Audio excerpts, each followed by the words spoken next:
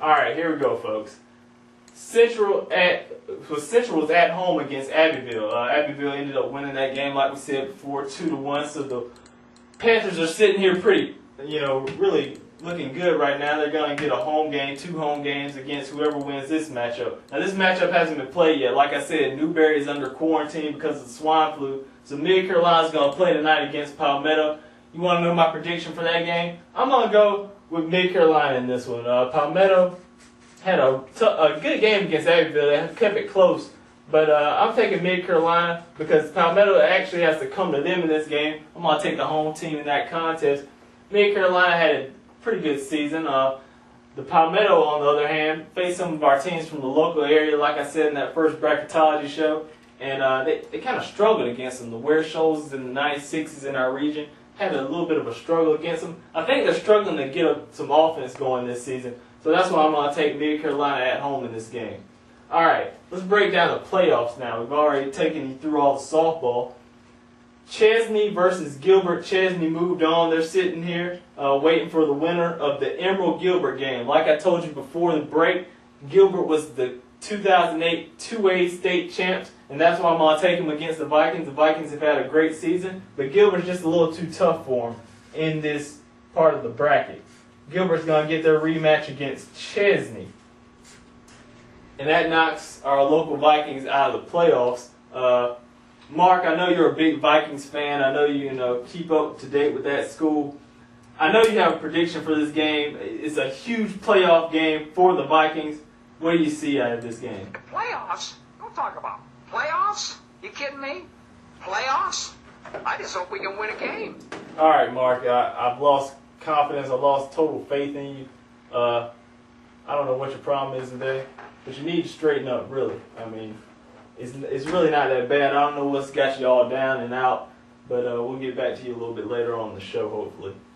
Moving on, Greenwood, like I said, got knocked out of this bracket right here. So honestly, we're not going to make any more predictions in it. The only reason we were was because we thought Greenwood might have a chance against Rock Hill. Rock Hill, in the end, moves on in a 5-2 score over the Eagles to face Clover. And that's an interesting matchup because they're going to be facing each other for almost a 7th time this season. That is crazy. I've never heard of somebody facing that many times in a season before. Clover got to him a little bit. Rock Hill was at home in the first matchup right up here, and Clover moved on past him. It was actually a close game like they always are, and this matchup will be no different. Rock Hill and Clover, 2 evenly matched teams, got 2 great pitchers on the mound. Should be a close contest. I still look for Bowling Springs to move out of this district, though, because they're going to be at home twice on that matchup right there between either one of those teams. And Bowling Springs has been pretty strong at home all season. They got a great pitcher in Cameron Holmes. He's been doing damage in the playoffs for them this year. I look for Bowling Springs to get out of that district. Anyway, moving on to Class A District 1, we have the 96 Wildcats versus Southside Christian tonight. And the Wildcats right up here in that first round matchup, they got smoked by the Southside Christian 17-6. So the question is for the 96 Wildcats, who are they going to throw in this game? I'm thinking they need to come back with Ryan Slack, Rhino. I know he went 4 innings on Saturday, but he only went 4 innings, so he should be rested up, ready to go against Southside Christian tonight. And I'll tell you another thing. The last time they put Mikey Clark and Nathan Prater on the mound, both of those pitchers got smoked. Southside Christian hit them around pretty good. They got 5 runs off of Mikey Clark in the first inning, hit 2 home runs against Nathan Prater in the 3rd inning. They had them with a 13-0 score before they could even, breathe, before they even knew what hit them. The Wildcats are going to have to show up tonight. They need better pitching. Hopefully they'll come with Slack on the mound. I'm going to still go with Southside Christian just because they're at home and the bats are hot right now. Southside Christian is going to move on past the 96 Wildcats tonight, folks. I hate to do it, but sometimes life is tough. The Wildcat season is going to be over tonight, is my prediction anyway.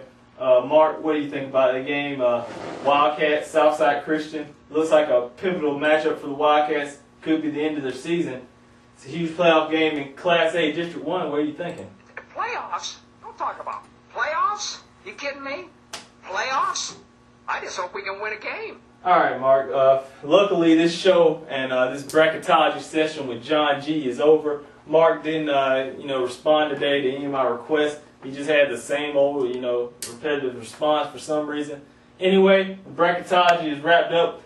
Make sure to check back on Wednesday. We're going to break down who's in here, who's in this spot right here, who's going to be playing for the district championship out of these districts, and that's going to be big. We're going to, break it down for you pretty good. Hopefully, we'll get some more response out of Mark here. I know he's, had a kind of a rough day, maybe because it's raining outside, I don't know. But something, was wrong with him today. Anyway, like I said, Wednesday, check for us. Bracketology show, once again, is going to be for the district champions. I'm Jonathan Graves. I'm a Greenwood Today sports editor, and I am out.